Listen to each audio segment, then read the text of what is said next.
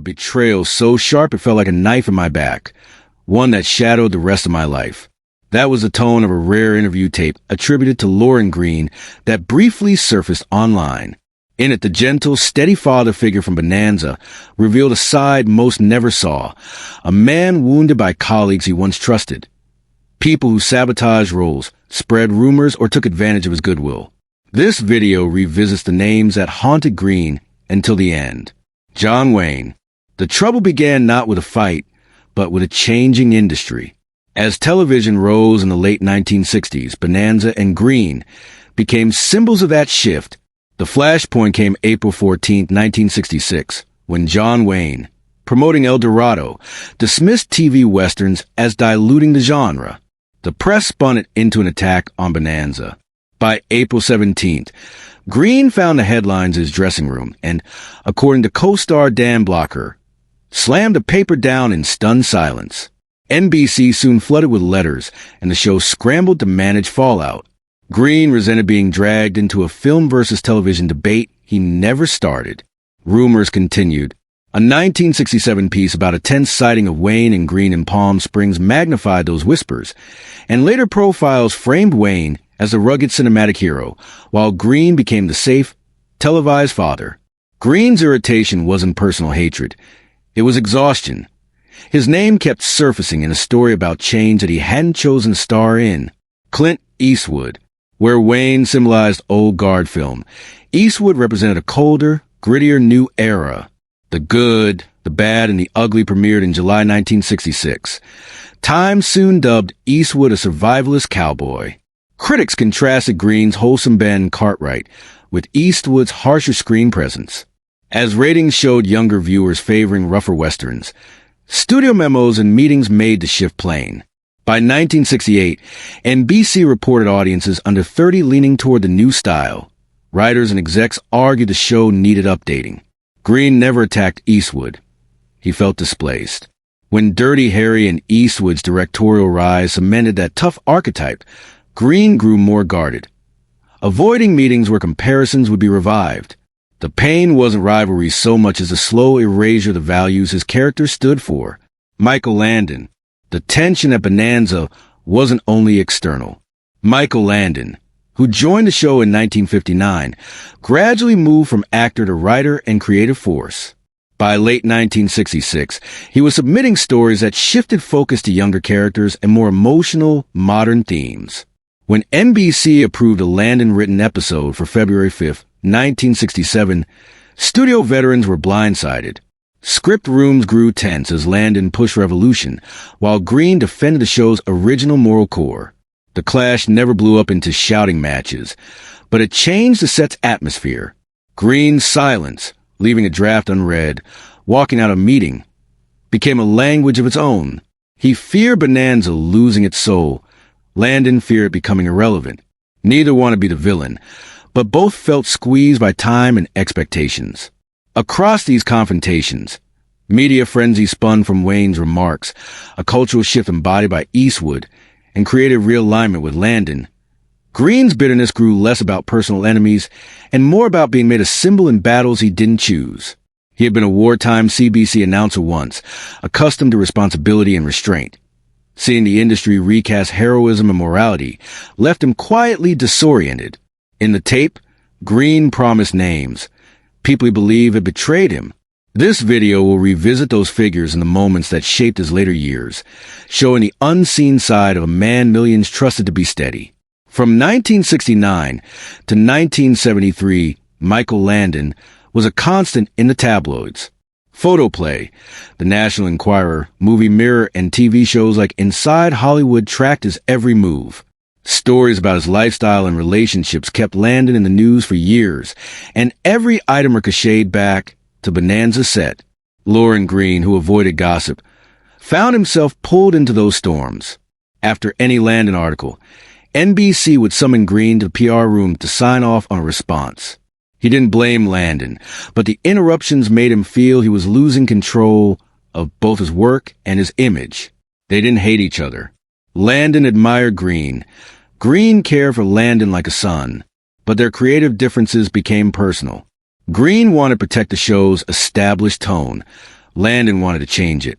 Both believed they were defending Bonanza, and that conviction hardened the rift. Crew members remember meetings in 1971 to 72 where the air tightened whenever Greene and Landon were in the same room. Decisions turned into tug-of-wars. Episode became proof points in an ongoing power shift toward Landon. By Bonanza's final season in 1972, Landon had become the show's creative force. Greene stayed the on-screen center, but behind the scenes the young Joe was steering the ship. Greene, exhausted, often sat quietly in his dressing room before scenes, bracing himself. The strain left him drained and wary of what came next. That next disturbance arrived in 1967. Guy Williams. NBC announced a special appearance, and for those who'd followed Hollywood press, Williams' return after his messy 1965 split from Disney felt like a gathering storm. The publicity barrage pointed at Greene. Reporters hinted Greene disliked strong personalities and dredged up Williams' past disputes. Though polite in interviews in November, Greene grew uncomfortable the moment the story swept into Bonanza. Williams arrived on set December 3, 1967, trailed by paparazzi from outlets like the Hollywood Citizen News. Filming halted while security cleared the press. For Greene, the set was sacred. He wouldn't tolerate disruptions. Williams, meticulous and prone to demanding reshoots, clashed with Greene's preference for keeping things moving. Episode 2850 required multiple retakes in its first week. Greene left early, frustrated. They never shouted, but the cold silences were telling. When Williams left in January 1968, calm returned, but both men carried a weight from those weeks. Compared with later storms, Williams' visit would feel like a gust before a hurricane. Parnell Roberts was a long-burning source of strain. From season 2 onward, he complained, publicly and privately, that Bonanza felt too tidy, too idealized. He wanted grittier realism and openly criticized the dominance of Ben Cartwright's character, which he said made Adam pale. Roberts' remarks, including a blunt 1963 interview calling episodes modern-day fairy tales, dragged Greene into unwanted controversy. Roberts' political outspokenness and occasional refusals of promotional duties amplified the tension.